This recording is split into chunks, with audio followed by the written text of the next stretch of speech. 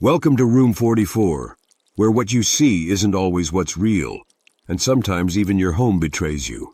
Tonight's story is about a man whose house disappears, but only when he leaves it.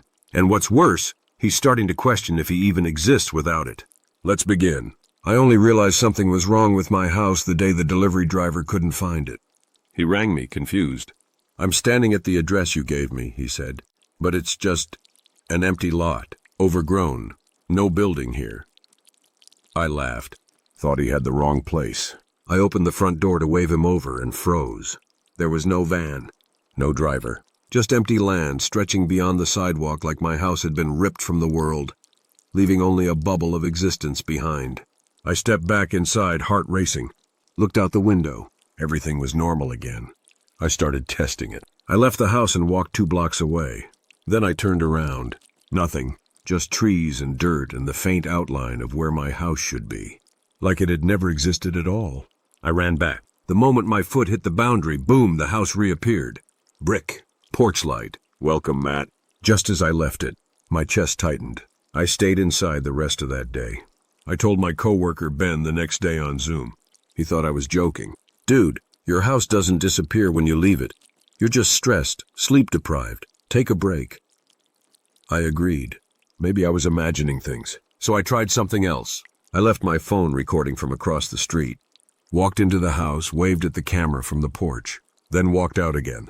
When I checked the footage, it was just me, waving at nothing. I went to the city records office the next day, typed in my address. Nothing. No permits, no blueprints, no electrical records, like it had never been built.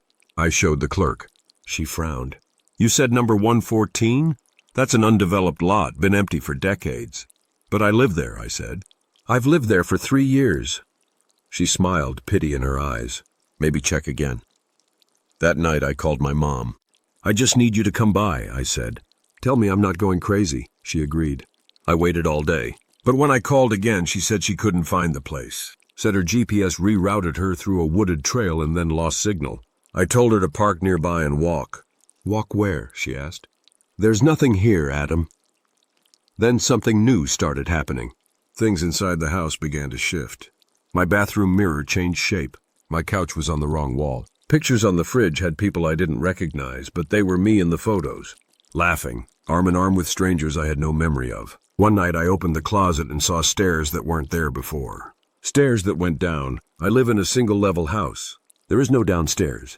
But I stood at the edge of those dark, narrow steps and listened. I heard breathing. I didn't go down. Not that night. Instead, I tried staying somewhere else. A hotel. A friend's place. But I couldn't sleep. My head pounded. My skin itched. And my phone? All it showed was a blank home screen with the words, "Return home." I did. As soon as I stepped back inside, everything calmed. But the stairs were still there. Eventually, I went down. The staircase twisted unnaturally tight, and the walls pressed in like the house was growing smaller the deeper I went. At the bottom, there was a single wooden chair. And a projector. The projector flickered on the moment I stepped forward. It showed me, eating breakfast. Sleeping. Crying. But then, it showed things I hadn't done. It showed me yelling at a woman. Hitting her. I don't know her. I've never done that. But the footage kept rolling. Frame by frame. Second by second. Then it showed me watching the projector. Exactly as I was. Wearing the same clothes. Breathing in sync. I ran back upstairs. But when I got there, the furniture was different. The air smelled like lemons instead of coffee. And the mail on the table? It was addressed to someone else. Daniel Price. I'm not Daniel. I'm Adam, right? I tried calling Ben. He didn't answer. So I visited his office the next day. Someone else was in his desk. "I don't know any Ben McCarthy," the woman said. "No one by that name works here." "But we've worked together for 4 years," I stammered. "We built the damn sales system together." She looked at me like I was sick. "Are you okay?" When I got home, the staircase was gone. Now there was a hallway, with doors, 6 of them, each labeled with a date. One of them was tomorrow. One was next year. One said, "The day you wake up." And the last one? It didn't have a label. It had a mirror. And in the reflection, I wasn't moving. Everything else was. But I was frozen, staring. I don't know how long I've been here now. The house looks the same. But when I open the fridge, sometimes the food has no labels.